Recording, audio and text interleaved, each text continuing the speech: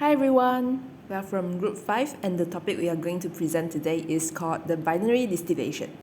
Simple distillation is a technique that processes work based on the difference in boiling point between the component of a mixture. In a simple distillation, a liquid mixture is heated to its boiling point, causing the most volatile component to vaporize. The vapor is then condensed back into liquid form, typically in spirit container called distillate. For the application of the simple distillation, purification of liquid like remove impurity from a liquid or obtaining distilled water, separation of volatile component like separated ethanol from water or isolating aromatic compound. And the simple distillation is not suitable for separating component with very close boiling point. For example, the first component is 110 degrees Celsius and the second component is the 115 degrees Celsius. So the temperature is close and boiling point is close, so it's not suitable for the simple distillation. These are some of the examples that for the simple distillation that we always do in the laboratory. First one is the separating ethanol from a mixture of water and ethanol in the production of alcoholic beverages or in laboratory settings.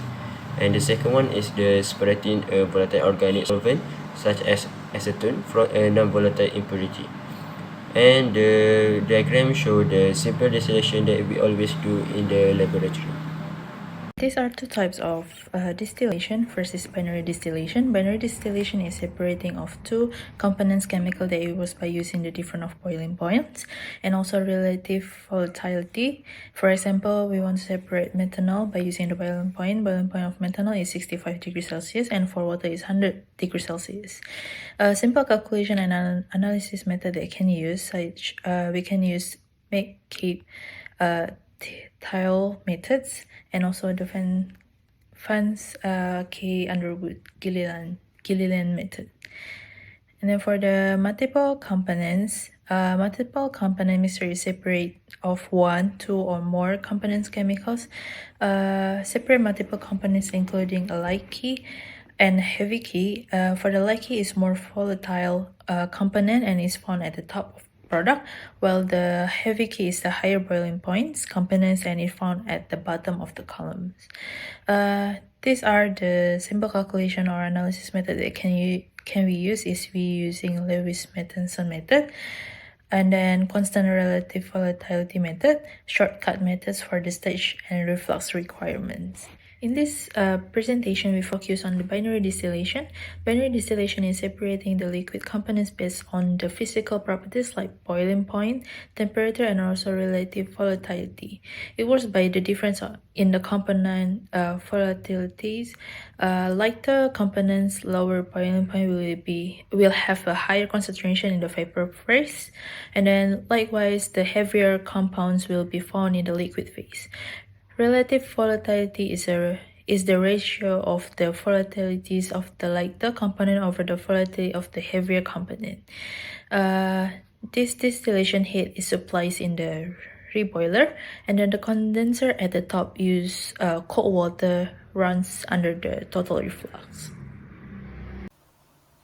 Next, I'll share about the general idea of binary distillation. So the first one will be volatility. The separation depends on the relative volatility of the components. The more volatile components that have a lower boiling point will concentrate in the vapor phase, while the less volatile components that have a higher boiling point will concentrate in the liquid phase. Next, there are sieve trays or stages in the distillation column. The vapor will be contacted with the downflowing liquid when it flows out. This will increase the purity of the top and bottom products, followed by reflux. It is the return part of the condensed distillate back to the column. This helps to improve the efficiencies of separation. The last one will be equilibrium. In a theoretical tray, the vapor and liquid that leave the column are in equilibrium. Move on to the methodology. At first, a binary mixture is fed into the distillation column. We can assume the binary mixture is a mixture of A and B. The liquid will flow down to a sieve tray or stage, while the vapor will flow out through the sieve tray or the whole of the stage.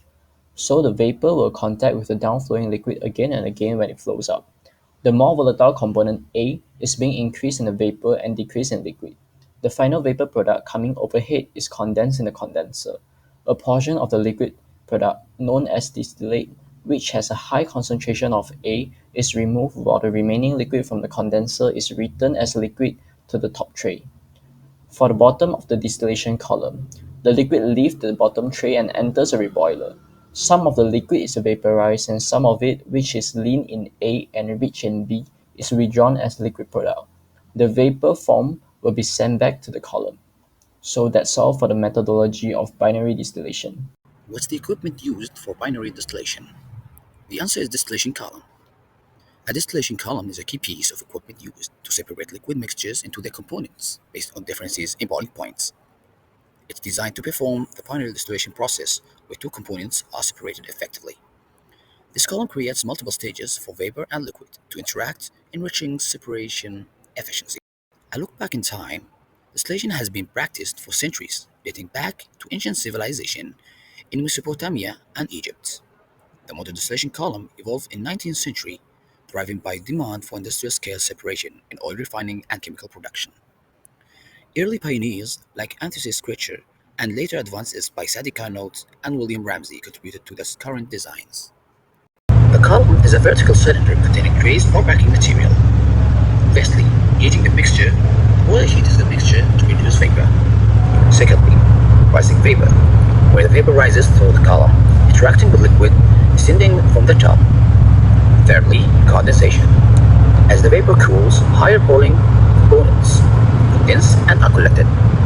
Lastly, separation, where the lighter components are collected as vapor at the top, heavier ones at the bottom.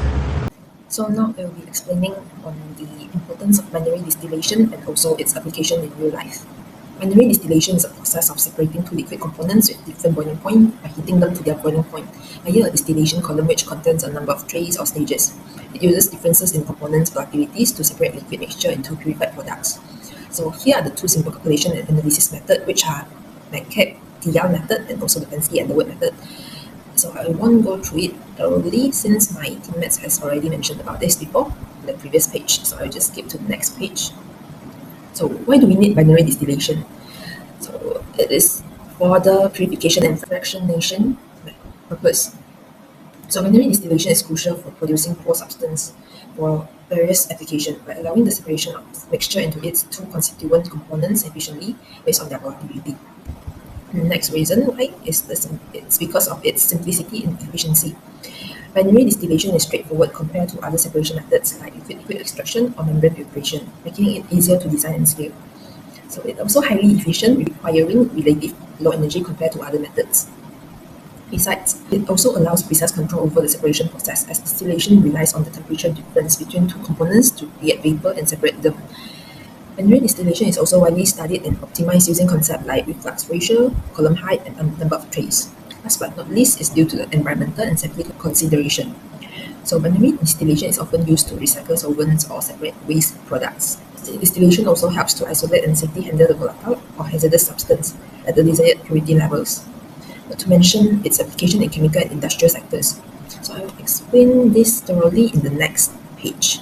So we move on. So here are the applications of distillation in the industry. And first of all, distillation plays an important role in many water purification techniques, such as purifying drinking water from seawater.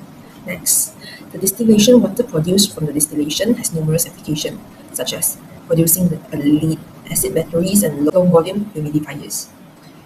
Okay, so for the fourth point, many fermented products such as alcoholic beverage are purified with the help of this method, and it also helps in the manufacturing of perfumes and food flavorings.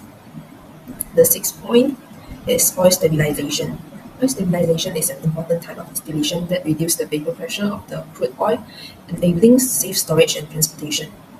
The seventh point is the cryogenic distillation, where air can be separated into nitrogen, oxygen, and argon. Last but not least, distillation is also employed on an industrial scale to purify liquid products obtained from chemical synthesis. So next